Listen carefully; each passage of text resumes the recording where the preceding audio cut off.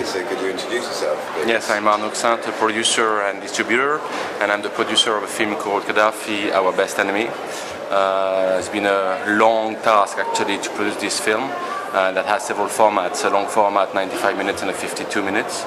After convincing the main channel in France, France Télévisions, France 5, we had about 12 channels in pre-sales abroad that were on board. That was far before the recent events, even before Tunisia started to rebel.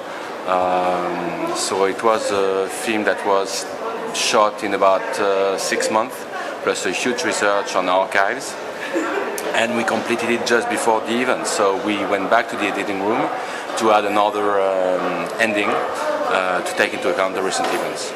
So you've got, I noticed there's some interviews with some pretty important people. Absolutely. It was actually the idea to take people who were not experts or historians or people who heard about it, but people who lived actually the story, like Condoleeza in the US, Tony Blair in the UK, and how they lived the comeback of Qaddafi on the international scenes in the early 2000s, from 2003 to 2008.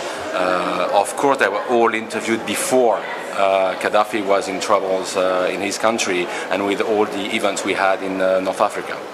Okay, so that's the story is... The story is actually covering the 40 years of reign of Qaddafi, the first part of the film being how he took power in '69 and the rise towards terrorism in the 80s, supporting all terrorist groups in the world. Until the bombing of Tripoli in '86 by the American, and afterwards Lockerbie and the DC-10 bombing. And from there, the second part of the film is how he became reputable again, inverted commas, meaning how he entered into negotiations with MI6, with the US administration and the Clinton, to abandon the weapons of massive destruction and also give a lot of names on terrorism and help the Americans and the UK to counter terrorists after September 2001. So they basically became friends with him to help, supposedly to help France, stop terrorism? Yes, exactly. Plus regain some contracts in Libya to exploit oil fields, plus sell weapons to Qaddafi. And also Qaddafi was a sort of filter of immigration towards the European countries.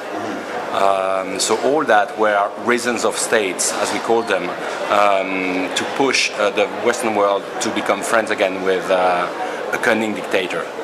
Yes, so there is that famously he put up his tent in Sarkozy's garden a few years ago. Yeah, and he tried to do so also in the US in Central Park. Yeah, but now France is one of the first countries to call for attacks on him. Reasons of state, again, you know, it's probably more a film on reasons of state and realpolitik than on Qaddafi himself.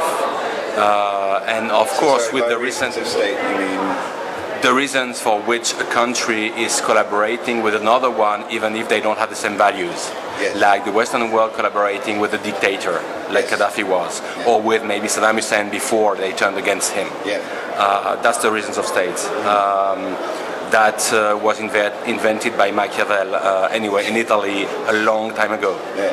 So, how's the documentary doing? Is it you getting a lot of interest here? Yes, we had sold it quite well before coming here because of the events again. But it's well regarded here as well, and I'm sure I'm going to do some more sales here. Okay, that's great. Thank you very much. Sure.